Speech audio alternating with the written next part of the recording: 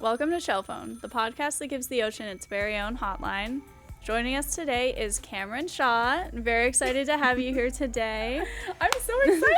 Thank you, Harmony. Yeah, of course. Thank you for being here. Before we jump into all the things that we're going to talk about, can you just give a little introduction to yourself, what you do, who you are? I'm Cameron. I'm a PhD student at the University of Miami. I'm in my third year. Good Lord. I actually apply for candidacy tomorrow. Wow. I know. Like, that's jump scare. That's for real. really soon. Yes, and my focus is in marine science, conservation, and education. So I was mostly in marine conservation. It's such a broad field that it's kind of nice that you don't have to, like, choose certain species that you focus on. So now I'm just jumping into the education space, and I get to hang out with Gen Z and all those little kids, and they teach me really cool things to be hip, and it's super fun. I feel like you would fit right in and be able to blend among the kids. Yes. Well, let's talk about that then. Did you kind of start wanting to be involved in the education aspect, or is that something you kind of figured out later on and are now getting more into? Yeah, honestly, it was very late that I noticed that I wanted to get into education. I originally wanted to do rescue and rehab after I watched Dolphin. I was like, no, I need to rescue Winter. I need to rescue all her friends. I was like, I wanted to do rescue and rehab so bad. And going into my master's program, that was kind of my mindset. Until Dr. Maria Cardellano, who you had on the podcast, so love crazy, love her. She reached out to me because she was my professor one semester, and she was like, I'm hosting this really awesome outreach event with Dr. Jill Richardson, and we'd love to have you be a part of it. And it was, so in the master's program, you take your classes and you have like an internship at the end, and that's kind of what your research is about. Mm. So I had already accepted an internship with Island Dolphin Care, which is, I don't know if you've heard, it's in the Keys, and it's like you work with dolphins there, and they specialized in students with disabilities. So they were using, it was like animal support, but it was like through dolphins. It was so cool. And then Dr. Cardellano was like, come do this with me. And I'm like, well, shoot, like, sure.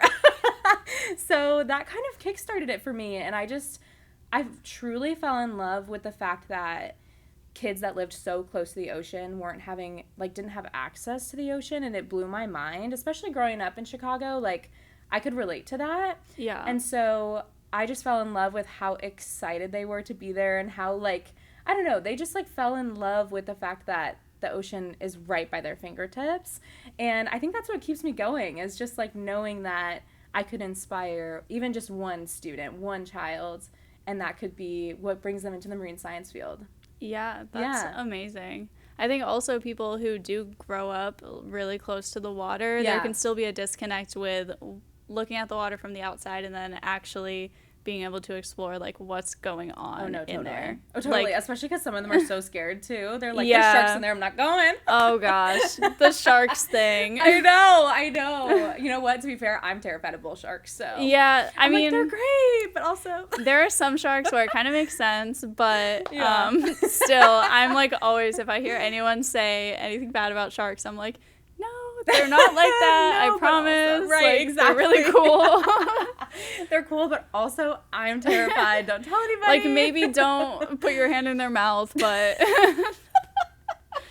No, exactly. That's why I only collect shark teeth, like fossilized teeth. Yeah. Like, I don't want to be put in there with the sharks. Sorry. I, like, work in shark education, too, and I'm still scared. But honestly, it's, like, not being scared, but, like, being respectful and knowing that that's, like, their environment and we're not there to mess. And so, I don't know. It's that tricky part of life, you know? Yeah. At the Discovery Center where I work, we also have snakes, and people have the same kind of, like, feeling about snakes and sharks. Yeah. And what I tell them is, like, snakes only bite people when they're, like, being threatened, or if you're reaching out to grab them, that's when the majority of bites happen. So if you just don't reach out to grab a snake or, like, step on it or, impede on its space, then they're not going to hurt you. Oh my God, that's like my cat. Like, she will come for my throat. Literally. You just got her wrong. But, like, wait, what kinds of snakes do you work with? Our whole thing is native Florida animals. Okay, period. So, yeah, we don't have any venomous ones. So,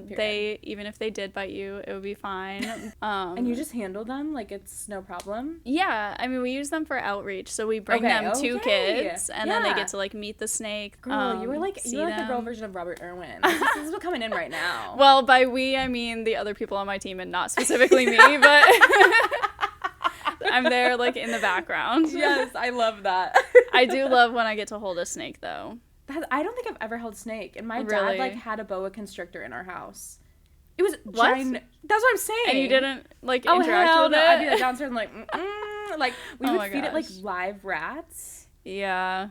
What? No. I've seen, like, some of these, like, will literally kill, like, massive animals. Yeah. If they're, like, the Burmese pythons a little further south, Florida, like, they can get gigantic. I know, and people are, like, taking them out of the Everglades. Yeah, because they're super invasive, so they're eating everything else. And I just learned all about that. We went on a little, like, work field trip to a place that, like, catches them. It has, like, a program about, like, that's super cool, python removal. And so I learned all about them. And oh my God, we saw, like, a snake skin from a Burmese python. How big and was it? It was, like,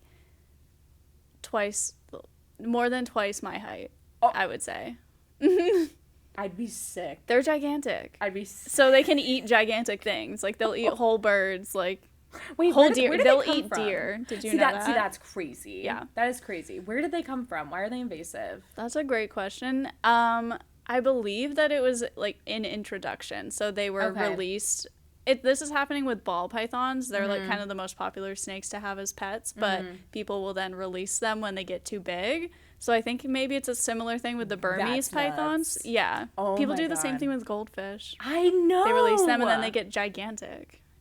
I was going to ask, you do a lot of, like, diving around Florida, right? Yeah. So have you ever seen lionfish while you're out there? Oh my God, they are everywhere. Yeah. Everywhere. Which it's really cool because a lot of dive shops across Florida will do this, like, competition of, like, how many lionfish can you catch? And then they'll, like, grill them, people will eat them, or they'll take their fins and make jewelry out of them, which is so cool. Yeah, they're spines. But when I was in the Bahamas last week, they were there too. But they were a different color out there. They were, like, dark, deep red rather than, like, the stripes. And they were small, too. Okay. So then I'm like, they're going crazy out there. They're the unwanted in the marine world. Yeah. They're the, like, big... If we're going to talk about invasive species in the ocean, talk about it. Yeah, exactly. Lionfish. Exactly. No, and they're, like... They're not even scared of people with spears. Like, it's crazy. They do not care. You can just swim right up to them and get them. But they're so beautiful. They are. So Didn't we call they come them from the aquatic trade? Yeah, exactly. Yeah. So they're called the beautiful invaders because that's everybody's, like, reaction. They're beautiful, but then they have a million eggs at a time and they eat everything and Oh, see, I love learning about invasive species because it's like they really are here to dominate. Yeah. It's I mean, nuts. if you just come into an ecosystem where there's not something that's going to kind of balance out your population, then it's free ground for the taking, kind of. I'm like, which is terrible. But I know, it's terrible. But, I mean, it is cool to educate, though. Like, I feel like a lot of people will see that fish when they're scuba diving. Well, I feel like a lot of scuba divers know, but for someone that doesn't see that type of fish, they're like, oh, my God, look at this beautiful fish. You know, like, it looks so beautiful. But, oh, yeah, no, they're the worst. They've got to go. Yeah. I have not speared one, though. Have you? No. I kind of want to do it. Have you seen those, like, the zookeeper tubes things? Yeah. Yes. Yeah. I'm like, give me a pink one. I want to go out there. I'm planning, like, a lionfish program thing right now, and in my head I've been like, where can I get one of these tubes so that I can show people, like, what it looks like? And so this has been on my mind. Yeah, no, I will come with you. That sounds so much fun. Are you a diver? No. I know. Oh, Harmony, don't look at me. Canceled. You need to get certified. I know. Do you like to snorkel, though, and free dive? You know, I can't say that I have tried. Okay, cancel the podcast. We're going outside. I would like to. The last time I put on a snorkel, my brain did not compute. But I want to try again. It didn't work. The brain was not working. You know what, though? It is kind of scary for the first time. Yeah. Especially if you don't feel comfortable with, like, breathing out of a different apparatus. Yeah. Like, it's so scary. And I always thought that the tube has to be sticking up out of the water, but it's in the water, right? Like, fully in the water. It's, like, half in, half out. Like, your face, right, is in the water, and then the other half is out. So if, like, the top of the tube goes in the water... You gotta purge it, girl, or else you're gonna suck really? in that water. Oh, for sure. I thought we're doing a lesson later. We're gonna go. See, that's the thing. It's scary. What if you just like accidentally? It really is like you have. Give to me be some thinking. Goggles, and then I'll go down for a couple minutes. Not a couple minutes. I'll go down for like a few seconds, and then I'll come back up. Okay, not a couple minutes. Hold on, Michael Phelps. Hold on. No. Gosh, but. Like, whenever I go to look for shark teeth or something, everybody's always talking about how you have to go in the water to find the, like, actual good ones. And I'm like, great point. If only I could do honestly, that. like, all the shark teeth are off of, well, not all of them, but most of them, right, are right off the Gulf. Yeah. And that's some murky water, girl. Yeah. Like, you couldn't even snorkel and it, the honestly. beach that I go to is, like, really like kind of rough water, girl. Those rocks over there, I don't want to go in there. They're dangerous. On the scuba diving, do you have like a favorite thing to see while you're out in the water? Of course you go to lots of different places, so I'm sure it changes, but is there like a like top, like when you see this you know that this is like the best day, or like question. A great memory, or oh my god, I actually haven't been certified very long. I've only been certified for about 3 years now. Because I was also in the same boat. I'm like, if I can see everything from the top, I don't want to have to pay money to go below. You know what I mean? Like, it's too expensive. But I think, especially when the visibility is so clear and you can see, like, 50 feet away. I mean, I love spotted eagle rays. I think those are, like, my favorite. I haven't gone scuba diving with whale sharks, but I've snorkeled with whale sharks. I've snorkeled with manta rays in Hawaii before. Wow. But scuba diving, it's kind of just like, there's so many small things too that I like would have never seen if I wasn't really close to the bottom, like where we find all the shark teeth. Like the massive sea cucumbers or the sea stars, or just like small things that I just get like so excited about, because like you don't see it from up there. Like when you're snorkeling, you can see, like, the megafauna. You can see the bigger animals. And so when you can go really, like, lower, you can see all the small things. And I think that's, like, probably my favorite part. Yeah, that's a great answer. The last episode that we recorded was with someone who studies queen conch. And he was talking about seeing them hopping along the bottom because they'll literally hop along the sand, and he said that was his favorite thing. I need his contact, because I love the queen conch. Like, she has been such a big part of my educational journey since the summertime. Yeah, I mean, like, I was never a sheller before. I didn't know anything about shelling, and then getting involved in the shelling community, especially in Southwest Florida, they're, like, huge about shelling over there. And then getting to learn the different species and what they eat and, like, how they move around in their life cycle. Oh, my God. The queen conch, that's why she gets her name. She is the queen. Like, she is so cool. And, like, the fact that they can go from microscopic animals to, like, this big with the shell, I just can't. Yeah. Like, that is just, I can't. Nature is so amazing. The same shell their whole life, too. That's something that I like kind of knew, but only like really thought of more recently, is that snails, when they're babies, they have their teeny tiny shell, but then when they grow up, it's the same shell, they just like grow from it. I know. Like, I can't, it does not work in my brain. So they still have that little teeny shell that they had at the beginning. Like, if you like look at the spiral, like if you cut one in half and you look at the spiral, you can see like its first full shell. Like, I think that is just so cool. Yeah. Like, I want to be a mollusk. Are you joking? Like, I want to be a queen conch. That's what you would choose to be if you were something in the ocean. Yeah, like if I was like an alebrije in the future, like, you know, if I passed away and became like someone's, you know, little guide. Yeah. A queen conch for sure. Okay. My answer is always jellyfish. I want no brain. I want to float. No brain. I just want to be carried around wherever I'm going. What kind of jelly would you be? And maybe like a moon jelly. Okay, I don't want the yeah. super long tentacles. I just want to be just a little, you're gelatinous ball. Yeah, I was gonna No brain is killing me. That's so funny. Like, I don't need to think about snorkeling. I'm just there. Yeah. I'll see whatever the water wants me to see. Float with it. Yeah. I saw a reel, I'm pretty sure it was a reel of yours recently that was talking about like ethical shelling. Yeah. Can you talk about that a little bit? Yeah, kind of like it really started for me over the summer. Oh, actually, no. It started during the hurricanes when we had our 2 hurricanes last year. Technically 3 with Debbie, right? She was a strong one. I went shelling for the first time because I couldn't go shark tooth hunting. Yeah. And the whole reason I moved over to that coast was to go shark tooth hunting because it was so much fun. I was like, okay, if the Gulf is crazy right now, what else can I do to connect me with the ocean? And I started going shelling with these amazing companies in Southwest Florida.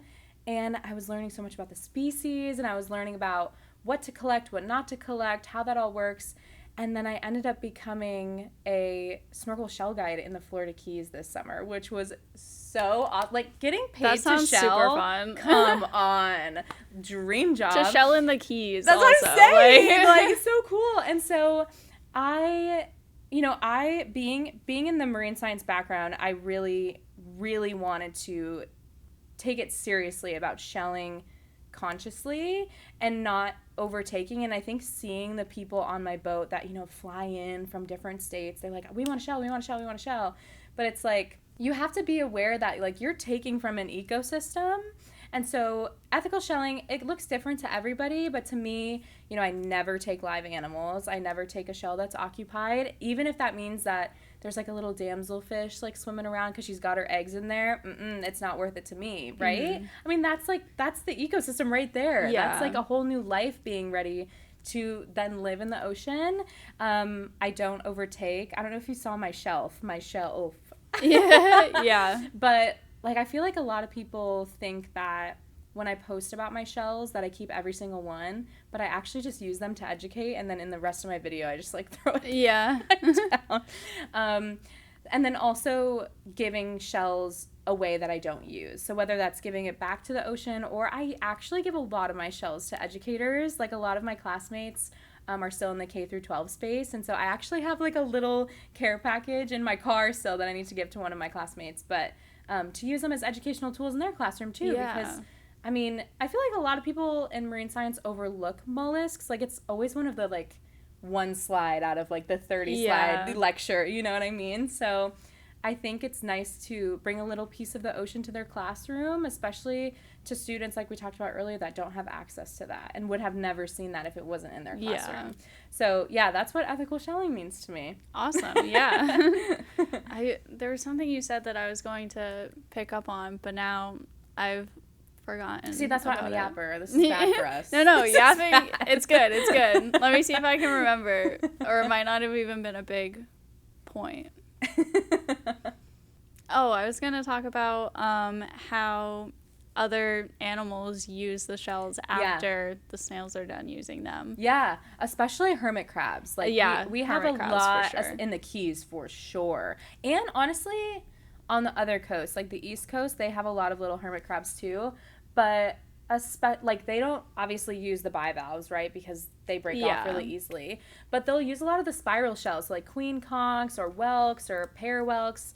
They use those to survive, and they're obviously different than mollusks because they don't have a shell when they're born. Like, they have to keep finding new shells. Like, they're renting, right? They're like looking around, finding a place to rent. And they can't find a really nice one and stick with that their whole lives. No, because they keep growing. Yeah, they keep growing. And that was something that we saw a lot of in the Keys. And another thing too is obviously fish use them as either a way of protection or a way to like lay their eggs. Yeah. And one of the biggest species that loves to hide in the queen conch is actually toadfish. Oh my god, I love a toadfish. And that's what I'm saying. How crazy too that like Dr. Cardellano, like, she's a toadfish queen, and now I'm like seeing toadfish all the time. Yeah. And that's so they love it. They love the protection in there because they love the bottom. They're like bottom dwellers. Yeah. So, yeah, they'll stay in the queen conch shells too. That's great. I'm thinking of the animals that we have at the Discovery Center. We have a toadfish. We have a giant red hermit crab who's actually in a shell a lot like this one. Oh my god! Except you give him the new one. It's like he's like this big. Yeah, he's huge. Okay. He's a big guy. Yeah. Actually, it's a girl. Her name is Herculina. She was Hercules before, but then we discovered, and so we changed it a little bit. She's queen energy. But we have like a lot of random little shells sprinkled throughout our tanks so that different animals can use them. Like, that's cool. Even our sea urchins will pick up shells. And oh my hold god, with the hats, and that's what I'm saying. That's like my favorite thing to see when I'm down there. Like, I'm like, oh my god, look at your little outfit. I know. We have 2 kinds of sea urchins, and one of them doesn't have that behavior, but one of them does, and it's always so funny to see them next to each other because it's like they're so different. Fashionista. And, yeah. I did have a friend who worked in an urchin lab, and they would like literally create like small top hats, and like that's so cute. We gave them like little witch hats and pumpkins and stuff for Halloween. It was really cute. Like, I love your costume, queen. That's so cute. Yeah. Let's see. Next, I want to we'll talk more about like the education with kids in a little bit. But first, I'm kind of thinking of your experience with being like a shell guide and all of that as another like form of education with whoever you're out there guiding, I guess. Can you talk about that and how you see that as another way of informal education or how it kind of works in that way? Yeah. Oh, I'm so glad you asked this question because I feel like right now a lot of people aren't really only getting their like shelling information online. And what was so cool about my job this summer was that being in the marine science field, I was able to offer new perspectives that these people might not have been able to have access to. And so when we were shelling, we'd see like, I don't know, like a live flamingo tongue. Have you seen a live flamingo tongue before? No. Girl, I need to show you a picture. It's like the coolest thing because you'd think like when you think of a mollusk, right? You think that the live part of the animal is underneath the shell. Yeah. Flamingo tongues go outside of their shell. And so they have like these really cool polka dots outside of their shell. And like someone that had seen that, they'd be like, oh, what is that plant? Like what is part of that plant that's hanging around? And it's just the coolest thing. And I think too, obviously the ethical shelling aspect of everything, like I'm teaching people from all over the country about ethical shelling and then hoping that they can take what they've learned from our shelling tours and pass it on to other people that might not have experienced that before. And I think that was the coolest part. And a lot of the people that came on our tours also like have never snorkeled before. Yeah. And so then I'm like, wait a minute, why did you sign up for this snorkel? I've heard of some people going on like shark tours and not even having really experienced swimming. Yes. So that was also kind of a really cool aspect of like, this is the first time that they're snorkeling and I get to experience that. Like I'm with them and I get to like guide them through what's going on. And even honestly, when we had some mishaps or when there was like an issue going on, like one of our guests got stung by a fireworm. Ooh. And he was like freaking out, you know, like, what is this? And so then I got to educate him about what a fireworm was, but also in the process of like, are we going through shock right now? Like what's happening? But I mean, like, then you're learning to be aware of what not to touch or what not to, you know, you're learning so many new things being under there. And we're out there from like 4 hours to 8 hours sometimes. And so we get to see dolphins or we get to see sea turtles and like, you know, people from like Wisconsin that were flying in to do that. Like they don't get to see that all the time. And so just being with people that don't get to see that, I'm like educating them on what it's like to be in the ocean for a full day. Like that's so much fun. Yeah. And I love that. It's like informal like this, where it's just like we can just talk about anything. It's not like I'm sitting here with a projector up and like lecturing them about different species. Like they got to see it right then and there and like holding them and seeing them. It was just, I can't wait to go again next summer. Yeah. And also being in that sort of like environment, even if they're not learning necessarily like all the information and facts about things, they're having an experience that will stick with them, and then maybe in the future they'll go and they'll be like, I wonder this question about the sea turtles or this shell or... Yes, and that was one thing too, like when I got into the education space, like I always wanted to be that stepping stone to somebody wanting to be a part of the marine science field, especially because it's not a very diverse field. And I think it's kind of slowly getting to that point, but like, how amazing is it to have more women in STEM because of some small experience like snorkeling in the Keys for 4 hours, like with me? Like, what? That's so cool to me. I can't. Yeah. And sometimes STEM or marine science feels a little inaccessible, being part of like the science world, but it's really depending on like what necessarily you want to do. Yeah. There are so many different ways to go into it. So 100%. Seeing those different settings definitely helps kind of broaden the view of that. And I feel like the world is changing so much right now. Like, we had so many people on our tours that were like in their 40s, and they were like, wait, I kind of want to quit my job and like go into, and I'm like, yes! Yeah. Like, quit your job, go to ocean science, girl. Like, yeah. So I don't know. It's kind of, I don't know. I always try to tell people too, like, it's never too late. You know, like, I feel like a lot of people will like go into business or something that they think is the right path to take just because of, you know, what the world is like right now. But the ocean needs us. And like, it's so inspiring to see people in their late years come back to what they were so inspired by when they were kids. I just think that's so beautiful. Yeah, that is really sweet. Yeah, no, I'm like, I always tear up like, I love you guys. Like, come on. Okay, so in your PhD, right, is what you're doing for your program right now. That's a lot of school to get you to here. But you're studying more so early education, right? Yeah. So that's what's so different about, so usually PhD programs, everyone is different, right? So sometimes, especially in the marine science era, you know, you have, most people are in labs, but because I'm moving towards the education space, it's mostly like not as much research, but I mean, it is research, but it's not, it doesn't feel like research because you're just talking with the kids, you're having fun, like, you know, something like that. So yeah, I'm in the education space and I never want to leave. I love it here. That's amazing. So what's your general, like, kind of guiding question or theme or goal in this? Yeah, it's constantly changing. I'm sure that's like, a huge question. Yes. And when I first started my PhD too, my advisor was always saying, like, you know, you're saying something now, Cam, but like in 2 weeks you're going to change your mind. And when I tell you, Harmony, my research question changed like probably 80 times. Quite literally 80 times. And as it needs to. I know, right? I know. And like, with how things were moving with like social media and then how things were going in my snorkel tours, like everything was changing so much. But right now, I mean, I think the majority of what I do, like the umbrella, stays the same, right? Like, I want to work in informal education. I want to work with students in minoritized communities, then under-resourced communities, because that's where I came from. Like, I came from a very city space where we didn't get that, you know, opportunity. And so right now I'm working with after-school programs, and I love it so much. These kids are feral, girl. Yeah. Because it's like they just went to school for 8 hours, and they're like, Miss Cam, we don't want to learn right now. we just learned for 8 hours. We don't want to learn again. So it kind of gives me a challenge to make things more fun. And so my focus is experiential learning. I don't know if you've heard of that before. But it's basically like it's like an experience. Like, they don't want to be sitting there learning on a lecture. It's kind of like the snorkel tours. Like, I bring in shark teeth, I bring in shells. We do really cool like sea turtle plastic pollution, you know, activities. And so we're always outside. We're always having fun.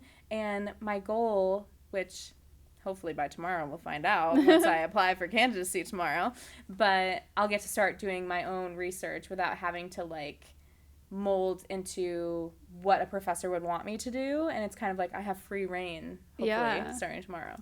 Wow. Pray for me. Good luck. That sounds really, I remember being in after school programs as a kid, and like it was very much a feral kind of feeling. Yeah, totally nuts. But it was more, it definitely didn't have to do with the ocean. I would have like loved that, or loved like it being combined with like learning about something. But we were more just doing like basketball in the gym. Yeah, kickball, you know, right, totally. Yes. Let's play this board game. Yes, and that's what they're doing too. And honestly, they're so bad. Like, I work with like upper elementary, lower middle, so like 5th and 6th graders. and this is when they start getting on their phones, right? Yeah. Miss Cam, I want to follow you on TikTok. Miss Cam, what's your Instagram? Miss Cam, what's your phone number? No, I can't do that. But also, like, let's put our phones away and, like, go experience nature. Like, that's what you're saying. Like, I remember in after-school programs, I was playing kickball. I was playing, what was that, Foursquare? What's that thing that we used to... Yeah, Foursquare. Yeah, and so... I also wish that, like, I had something where it was, like, ocean-related, and they get really excited about it, especially, like, being so close. They are literally, I'm not kidding, Harmony, 10 minutes from the ocean, and majority of them have either not seen it or have never learned to swim. Like, I can't even, like I can't get over that. Like, they have this amazing... They have Key Biscayne National Park 10 minutes from their house, and they've never seen it before. And that's, like, something that I hold so near and dear to my heart. Like, I want to make it more accessible. I want to make it so that these kids can see themselves and picture themselves in the marine science field, because that's what I would have wanted. And that's what, like, my classmates when I was in high school would have wanted, too.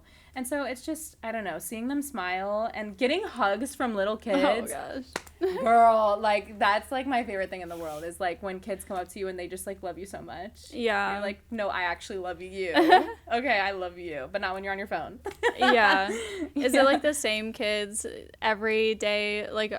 Is it kind of the same class for the whole school year that you're working with, or do you kind of have, like, multiple groups of kids that you work with at the moment? In the past, because I've only done, a really like... random question. No, it's not. No. It's in the past, and it was what I worked with my advisor. It was, like, February to, I think, maybe May. So it was, like, one semester. And those were the same kids, but there were, like, multiple age groups in the after-school program. So what was really cool about that is that the younger kids would see what I was doing with the 5th graders, and they would get really excited to do that next year. Yeah. And so it was, like, kind of, like, lighting up curiosity for them. And so, yeah, I would usually stick with, like, the 5th and 6th graders, and then obviously they move on, and then we work with the next grade that comes up. But it's been a while because the place that I worked with, they actually closed down for a few months because in Miami, there's a lot of things going on all around Miami. Climate gentrification in general, especially with all the development going on in Miami. It's such a blooming city in a very small area. And we had city developers come in and say that it was, like, not deemed safe for the kids.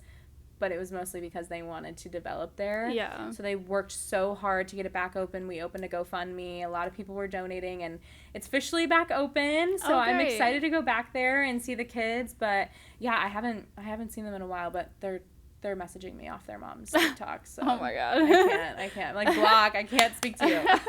I'll see you at school, or don't worry, I'll be there. Yeah, exactly. Well, I mean, I guess if they are gonna be on a phone, maybe watch the video about the ocean. And watch my ethical shelling videos. Stop texting me. Like, you know, I feel like a lot of kids, especially now, and I'm kind of glad that we didn't have that experience of, like, I'm glad that TikTok was not. Yeah. Like, I refused to download TikTok, and, like, I started TikTok not even a year ago. Yeah. Because I was like, I knew I was going to get addicted to it. When they shut down TikTok, I deleted it, and then when it came back, I was like, you know what? I'm not going to re-download it. I'm just proud of you. I do a little, like, Instagram reel scrolling now, but not nearly as much as TikTok. Oh, see, especially now with, like, Dancing with the Stars on. I'm like, I'm like, oh my god. I'm like, did Andy make it again? And he did, right? He did. Flavor Flav canceled. I don't even watch that show, but I see stuff about it all the time. You needed to watch last week's episode. That was crazy. I watched the reels when they're about Mr. Irwin, and that's really it. Because I have to support the wildlife king. Like, you're real for that. You know what? I can't say anything because I'm going to be 27, but he is a fantastic dancer. Yeah. Love him. And he's looking for his American baddie. I know. I literally cannot escape that online. Like, you know what, Harmony? The key is You need to move to Australia. That's the key. He Ooh, wants his American there is daddy. too much scary wildlife in Australia. Girl, you work with snakes. Snakes are nice. Give me like tarantulas and spiders and things like that. Like, no, thank you. Absolutely not. You're like, that's where I end it. That is it. Yeah, bugs, not for me. But hand me a snake, I'm totally fine with that. You know what? Robert would take very good care of you if you went to Australia. I'll pet an alligator or crocodile. Oh, yeah, say less. I'd do anything for him. Oh, my gosh. Let's see. I know, see, this is like why we can't have formal things, because we're just yapping about Dancing with the Stars. And that's okay. This will be like the fun little commercial break of the podcast. Yeah. But also with like, guys, the education is really important. Yeah, like, also, Robert Irwin is the best. And there's so much great wildlife out in the ocean. Like, but also... Have you seen the reels about Robert Irwin? No, literally, he's all over my... That's why I'm so thankful that I didn't have TikTok when I was younger. Or even like a year ago. I'm so glad I didn't. Yeah. It was rough. I love getting to see kids come into the Discovery Center and get excited about the animals. Like, sometimes the majority of the time, they're really excited. Yeah. Sometimes we get a kid who comes in and is like, frogs, snakes. Like, I had a kid, this was like months ago, but he kept repeating, snakes. Like, he was so excited. What? That's so cute. And they'll like run around and point at stuff that they find, and I love that. It's so adorable. I know, that's what I'm saying. So I actually, when did I do this? I think a couple months ago in August. Wait, what are we in? Oh my god, November. It's almost 2026. The fact that I'm still holding on to summer, I'm like, you get over yourself. I went scuba diving at the Georgia Aquarium in August. Yeah. And, you know, everyone like gets so excited when I ask them, oh my god, you swim with the whale sharks, this is that. And I'm like, no, literally my favorite part was swimming across the glass and waving to the kids through the... I literally cried in my mask. Like, truly. They were like waving to me, like sending hearts, and I was like... They were probably thinking, I can't wait to grow up and do that. That's what I'm saying. And that's what I want. That's amazing. Like, I want students to look up to somebody, and not even me, just somebody in general that makes science more accessible. Yeah. And be like, oh my gosh, I actually really can do that. Yeah. Like, what's holding me back from that? Why can't I do that? Yeah. Especially in Atlanta, like a landlocked, wait, is Georgia? No, it's not landlocked. Cross that out. They have an ocean. But Atlanta is a city where... It's like hours, I think, away from the ocean over there. And it's like, there were so many kids there, and it was so amazing. And I think what was cool, too, is like, I got to swim with one of the whale sharks before he passed away. That was just before? Because that happened kind of recently. Yeah, just before. And I got to do like a little behind the scenes tour, because one of my friends, Danielle, she works in the education space in Georgia. Or in the aquarium, and so she like took me to their classrooms that they do, or like they do summer camps, after school programs, stuff like that. And it's like, this is why I love aquariums and museums so much, and I feel like there's a little bit of controversy with it. Yeah, I feel like less so now, for sure. Yeah. Well, that's what I had, and I was thinking about, you know, making a series on my TikTok too of like being in the gray area where it's like, okay, it's topics like dredging or shelling or museums and aquariums, because people are like, this is captivity, but it's like, you're never going to see a landlocked student, a city student, swimming with a manta ray. Like, what are the odds of that? What's the percentage of them being able to do that in their future? But like, a $15 admission ticket, and they get to see that and 2 whale sharks? Yeah. Like, come on. That's making life more accessible for them. Yeah. I mean, yeah, it's a great experience for people to be able to access, but also it comes down to like how that aquarium does its work, because the majority of aquariums, now I don't have like the hard numbers on this, but from what I've gathered, the majority of aquariums and even zoos kind of now have a major conservation aspect. 100%, and the people who work there are really dedicated to the care of the animals. They're making sure that they have like the best habitat that they could have in that space. And the animals aren't just like plucked out of the ocean and put where they are. Yeah, and I like had asked those specific questions when I went to the aquarium, like, where did you get all of your animals from? Especially because right before I went, probably like a week before, was when FWC had signed off on the capture of a manta in the Gulf to be sent to, what was it, Saudi Arabia? Or was it Dubai? I saw about that. I don't remember exactly. But I was like, oh my God, now I'm freaking out because like I'm about to promote scuba diving at the Georgia Aquarium. Where did they get their mantas from? Where did they get this from? And I learned that the whale sharks that they had were actually saved from the fish market in Taiwan, and I didn't know that either. Wow. And so then it's like now I'm getting to educate myself, and then I get to share that information too for people that have those questions online. And I think it's just so important to make marine science more accessible in those spaces. Like, I don't see no one coming from Robert Irwin's throat working with crocodiles in a zoo. Come on. Come on. So it's all about how you do it, really. 100%. Like, there are some really awful zoos and aquariums, and luckily, like, the one that is next to the University of Miami is being shut down. Thank God, finally. But, you know, I think it does take a really important team like the Clearwater Marine Aquarium. They're amazing. I wanted to talk about that too because of your connection with Oh my God, winter. I know! Oh my God, I miss winter. I know. I did see winter after I moved here. Yeah. People, when they rescued Winter, for example, like, her tail was had to be completely amputated after it was stuck in the crab trap. And, like, what are you going to do? Bring her back in the ocean with a prosthetic? Like, no. You're giving her a better life, a longer life, by letting her stay at the Marine Aquarium. And she inspired so many people, including myself. Like, I would not be in this space if it wasn't for her.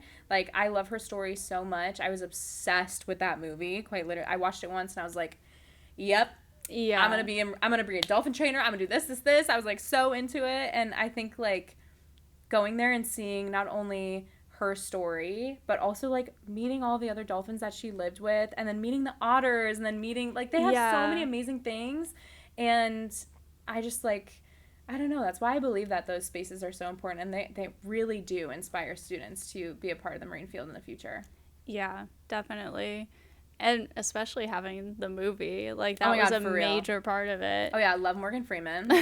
Love Winter in that movie. Come on, like, we should rewatch it. I know. I was just thinking, I have not seen it in so long. Like, I remember, like, very clearly in my brain some, like, scenes from it. Yeah. And I need to go back and, like, experience the whole thing again. I know. You know what's crazy too, and I don't know if this actually happened. I could be making this up, but I think that Dr. Cardellano brought some of those actors as, like, a video recording for the outreach events that we used to do. Oh. For those kids. And nice. I'm like, I want a video from the actor. Yeah. I want a video from Morgan Freeman. But do kids these days even know? No, that's what I'm saying. Like, this is hype. Like, how are you not getting so excited about this? I'm like, these are icons. Like, you guys don't understand. Yeah. What would be, like, the equivalent today of, like, oh, like all Zac I can Efron. think of is, like, no, like, an ocean, like, all I can think of is animated movies, like, Moana or something like that. Oh, definitely Moana. Yeah. But they don't have, like, those live actions, like, and that was, like, really her. Like, she was in that movie, Dolphin, like, Winter, that was her. It wasn't even fake. Like, how cool is that? Yeah. Cool. Let me see, like, you're like, we be yapping. I don't even know what time it is. We've been talking about a lot of stuff. I just want to make sure that I haven't missed anything. I can't believe you do this all on your own. That is like women in STEM for real. Yeah. I didn't even, like, set out to do something like this. I just applied for an internship that I wanted something that was, like, kind of creative and kind of mixing in marine science, and then this popped up, and I was like, and it was originally not advertising, like, be the host of the podcast. And I was like, okay, I'll apply for that and see what happens. Yeah. Public speaking, not always my jam. Really? Oh my, you, like, seem very comfortable in this space. I cannot believe that. No, truly. And you know what's so cool? Like, I feel like things are changing in the marine science world where you're like, oh, it's not just in a lab all the time. It's not just in a boat all the time. Like, it can be podcasts. It can be social media. It can be movies. Like, it can be all these really creative spaces that people who were in those spaces before can utilize that to then bring to the marine science field. Like, come on. Yeah. That's so cool. That's one thing that I like about doing this is that I can have guests on that have, like, that work on, like, a huge range of different things. Yeah. And, like, one of my first episodes, we were talking about Finding Nemo and, like, the science in it. And, oh, my God, what? All of that, yeah. That's with so cool. Dr. Stephen Kajiura. Oh. He studies sharks and black-tip sharks, actually, in Miami, I think. Oh my God, what? Or maybe not Miami, somewhere around here. That's so cool. He's really cool, but then he is really tied into, like, the movie media kind of world and, like, scientists being a part of, like, fact-checking and things like that. Yeah, anyway, I love that. But then I also talk to people who have, like, heavy, like, lab work or heavy field work, and it's really cool to get to see all of that. Because I do like science, and I do like, you know, or when I used to be able to be doing, like, science projects, being in the lab as part of school, that's really fun. You liked the lab? I mean, well, after a point. See, there's a reason that I didn't study marine science and I studied environmental studies. You know what? There it is. That'll do it. I like getting little morsels here and there. Yes. I do not like the chem lab. No. No, I failed But chem in high twice. school, yeah. Yeah, like, because that was, like, the fun part of school, you know? Like, getting that hands-on experience. Yeah. That's but then cool. I get to see how that's, like, applied to the environment by talking to people who do it. Let's see. The last kind of point that this doesn't have to do with anything that we're talking about right now, but the last point that I want to make sure that we kind of touch on, I think we talked a little bit about, like, where you're from and the ocean being accessible, and we've talked about you being in your PhD now, but then also you're a first-gen student, right? Yeah. So do you want to talk about that a little bit, or kind of like what led you to coming to Florida to go to school, or where did you go? What's your kind of story? I love telling the story, not because I'm full of myself, sometimes I am, but it's just so, I think what's really cool about my story is that it can inspire people or students who think that they can't do something, like they actually can. So being a first-gen student means that both of my parents have not gone to college. I was the first one in my family to go. And when I was in 7th grade, I watched Dolphin when it first came out. And I was obsessed. And I was like, yes, I need to move to the ocean. I need to work in rescue and rehab. I need to work with dolphins. Like, that is my future. I'm, like, setting it out right now. Then I moved to Colorado. Yeah. A landlocked state making no sense. But I actually was supposed to go to Eckerd, which is where you went, yeah, right? I went to Eckerd. That's so crazy. I loved Eckerd so much. Yeah. And I actually was offered a full ride to play softball there, but they didn't have a football team. And that was... No. No, I swear. I cannot believe it. I turned it down because they didn't have a football team. You could just, like, hop over to UT or something to watch football. I was like, no. They didn't have football. No, I'm not going. Oh, my God. So I stepped foot at Colorado State University, and I fell in love. And honestly, it's kind of like, it kind of geared me to where I am now because I got to experience the mountain life and figure out if it was something for me, and the mountain life is so beautiful, honestly. Yeah. I found out I needed an ocean, but I loved it so much. I majored in biology, minored in Spanish. Biology is so hard. Like, honestly, I wish I took environmental studies like you did. I failed Gen Chem twice. Like, and this was the hardest thing, especially being first gen. Like, I can't go to my parents and ask for advice. I couldn't, like, ask them how to study or what's the best way to do this or, like, making friends in college. Like, I had to figure it out all on my own. Like, I had no guidance. And it was tough, like, making friends thousands of miles away from my home, getting what is that word? Acquainted? Maybe. Getting familiar. Yeah.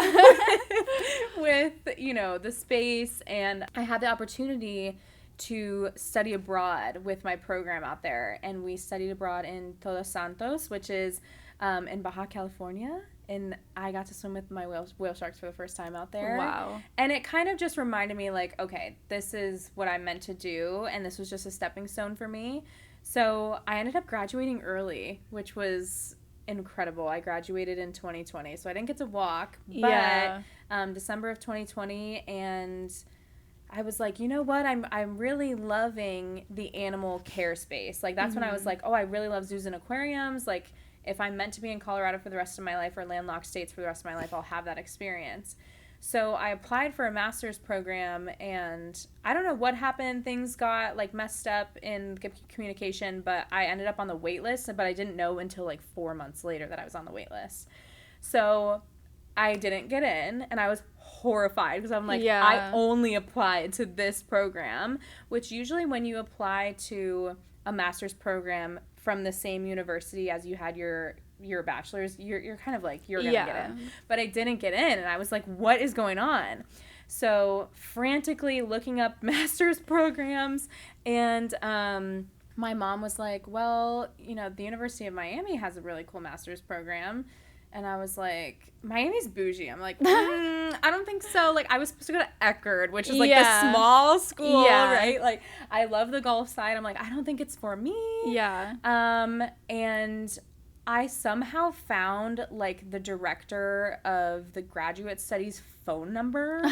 I don't know. But I texted him, and I was like, I was like, hey, Josh, like, I was like, I don't know if, like, you guys are still taking applications, whatever. I applied, and I got in, like, literally the next day. Oh, my God. And so I had to pick up and move everything from Colorado to Florida within 1 week because we started, like, literally right after. And so, obviously, being a first-gen student during your bachelor's is hard, but then, like, being a first-gen student in your master's program is even harder because then it's like, okay, really now no one knows what it's like because there's not as many people getting their master's as there are getting their bachelor's. And I did a 2-year program there, I think, or a year and a half. I'm pretty fast when it comes to school because I'm like, I'm too impatient. Like, I gotta do fun things. And that's when I met Dr. Cardellano, and I fell in love with the education space. And then, I don't know, I feel like every time I was going to a different stage in my academic career, it was, like, not supposed to happen the way I thought it was going to be. So I was supposed to work with someone in the STEM department for my PhD, and we had, like, talked, and he was like, we're good. And then a month before school started, he, like, left the university and was like, sorry, you can't get in anymore. And I was like, what is with these people? So I actually had the most amazing person in my life, and I get so emotional talking about him. Like, I love him so much. His name is Dr. Jason Mizell. He works in the literacy department, or he did work at the literacy department at the University of Miami in our PhD program. He was like, I know nothing about science, but I do know a lot about young kids, and I know a lot about children's books, and I know a lot about reading, and I think that could be beneficial for you, and maybe we can work together and figure this out. So he was teaching me stuff, and I was teaching him stuff, and we were just, like, the best team ever. He works for a high school now in Atlanta, so I got to see him when I went scuba diving for at the aquarium, and now I'm back in the STEM field, which is nice. They kind of shifted me where I was supposed to go in the beginning. But that's another thing. Being first gen in a PhD program, there's, like, 2% of people in the world get their PhD. So then I'm like, okay, now I'm really alone. Like, I don't know what I'm doing. Yeah. But I feel like things have shifted in my family a little bit because now it's like my parents were always the ones teaching me things, and now I get to teach them things. And I think, too, being in the social media space, I can now give back to them, like, what they've done for me my whole life. And I just got my dad scuba certified, and I'm taking him to the Bahamas in a couple weeks. Fun. And, like, oh my God. It's just, like, experiences that I get so emotional thinking about it because I love my family so much. But I'm just so thankful that all of these opportunities were a way of me to be able to give back to my family that have done so much for me, especially being a first-gen student where it's like I had no idea what I was doing, and now it's kind of like all coming together. Yeah, that is so sweet. Yeah, sorry, that was like so long. No. And now we're all crying in the club. I know. No, that's a really interesting story to hear. Yeah. Like, growing up, like, my vision of education was my grandfather. He had years of school. He studied to be a librarian. He studied to be a lawyer. Oh my God. He was a school librarian at one point, which was also got into teaching a little bit. I don't know. His main thing was being a lawyer, but he was kind of a professional student. Yeah, that's what I want for the rest of my life. For a long time.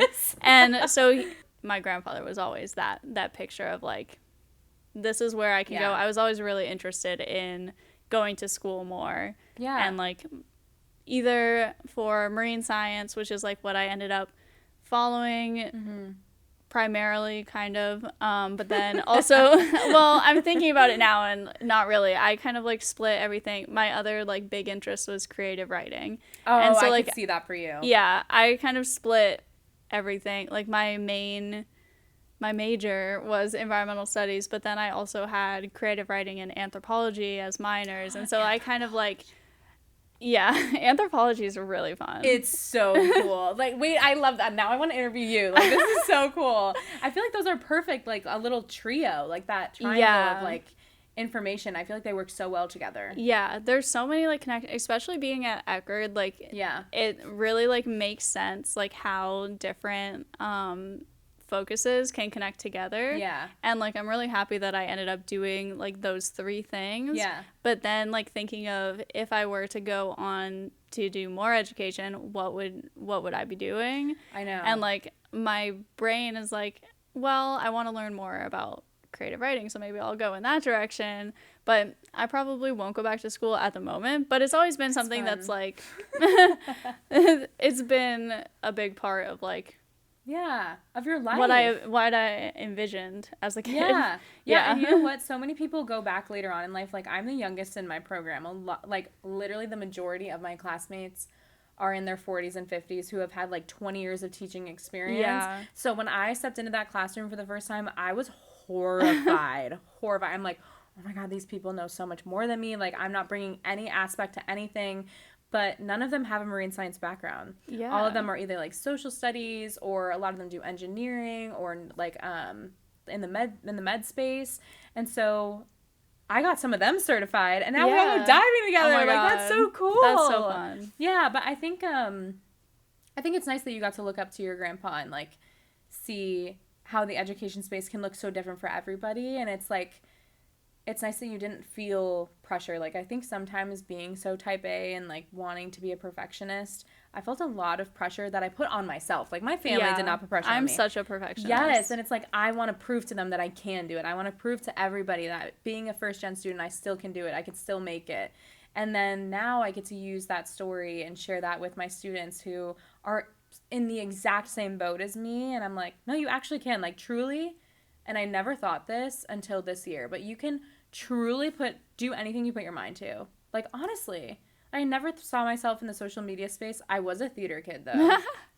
But it's crazy. Just do it. Just try it. Take the leap, and the worst that could happen is a no, right? A no. So. Yeah. I think that's something that Maria talked about on her episode is kids getting involved in her program, even if they're not going to even if marine science doesn't turn out to be their thing, they're experiencing it. They're getting a little glimpse of it, and then they can go on and do something else. Later when I was working with her for Ocean Explorers, we had given them a pre and post survey, and we had asked a lot of the kids what is your dream job? What do you want to see yourself as? And literally the majority of them were I want to be a YouTuber. I want to be a TikToker. Oh my God. And I was oh my God, I would always think shoot, this thing didn't work. I wanted everybody to say marine scientist. But I'm using social media. I'm using TikTok. Yeah. I'm using YouTube to promote being in this field, so they could do that too. Yeah. And it looks marine science is such a massive field. You're talking about shark research, you're talking about seahorses, there are so many different niches. Yeah. And it's so cool that no matter what you do in this field, you can be a part of it. Yeah. And you never know if you're going to come back to it later on in life. Oh, and so many people do. Yeah. They're what am I doing? That was my passion when I was younger. I always wanted to be a dolphin trainer. And it's why am I working at a desk? A 9 to 5? No, thank you. Yeah. Awesome. Well, I think we talked about a lot. Is there anything like... What time is it? I mean, honestly, it hasn't been insanely long. Okay, good. Yeah. Is there anything that you want to like make sure that we haven't talked about, or that you just want to like end on? Oh, I don't know. I think like just try something new. You know, you can do anything you put your mind to. And I think the most important thing that we have right now is technology. And if we're trying to educate people from around the world, or we're learning something from a different space, like we can literally do that from our phones. And like that was the whole point of it. Social media, the whole point of it was to connect to people around the world. And I think that you can use that as a huge educational tool. And just hang out with the kids. Gen Z is super fun. Hang out with the kids, see what they say. Yeah, they're maybe really you'll learn smart. something too. Yeah. Honestly, like I learned so much from them. It's like actually crazy. Yeah, they can pull out some like really like random like niche facts about things, and I'm like, hold on. Thanks for telling me that. Yes, like I'm blocking you online, but thank you for telling me. No, I'll have people come up and they start talking about like, did you know that the horseshoe crab blah blah blah blah blah, and I'm like, how did you know thanks. that? I'm gonna go tell the next person who like. Yes, but then also asking them where they learned it, and it's like, oh, I found it online, or I found it from my teacher, and then I'm like, okay, now we know where these outlets are, so it's so cool. Awesome. Yeah. Well, if people want to see more of you, where can they find you? Oh God, girl, I'm everywhere. I am on TikTok and Instagram. My handle is _Camshaw_ always. What am I gonna do when I get my degree? Dr. Camshaw_ hopefully. Yeah. But yeah, I'm in South Florida, and I run tours in the summertime. And awesome. And then for Shellphone, you can find us on Instagram at Shellphone Podcast, or at Breach the Surface if you want to see our overall programs like Ocean Class, which we started up recently, which is fun. It's kind of more like a lecture activity type of thing for schools, but oh my God, I'm so excited for you. That's on there too. Yay! The end. Thank you. Thanks for joining us and coming in for an episode. Of course. Definitely. I hope you enjoy your shark tea. I'd say like most fun episode. Yes. Oh my God, girl. Don't hype me up like that, because I will get emotional. I do say it relatively often, but this is different. I think like every episode is really fun, but these are so awesome. Girl, I was thinking about making you a necklace too, like wrapping it, but I feel like you're so creative. Like that would be something that you'd like to learn to do. I will keep it in my back pocket, and I'll find something out, but it's very fun. There we go. On the camera. Shark teeth. No, my kids love the shark teeth. Yeah. I've only found like a few, I will say. Well, a few, okay, like a handful. Less than this, I would say I've found.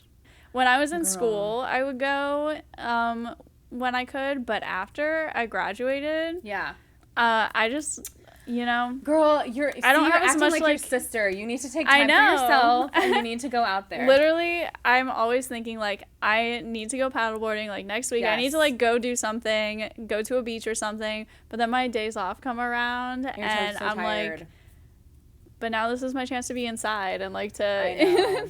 I know. But I have been like yearning to go do something. Come do it with me. Yes. I have like 80 freaking paddle boards at my house. Like, please take them. Oh my gosh. I have my paddleboard. Usually what I would do is keep it in the trunk of my car so that just like whenever if I wanted to get that thing out, I would also have like a towel and a bathing suit and all that ready to go. Your snorkel. But it's not in there. Yep. I'll add a snorkel to the mix.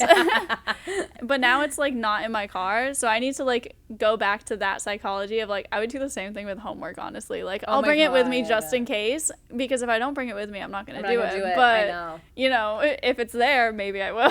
I know. Today I was like, do I bring my laptop? Because I need to like finish my edits that are due tomorrow to send out my portfolio. And I was like, no, because I don't want to do it. Yeah. Oh gosh. Literally.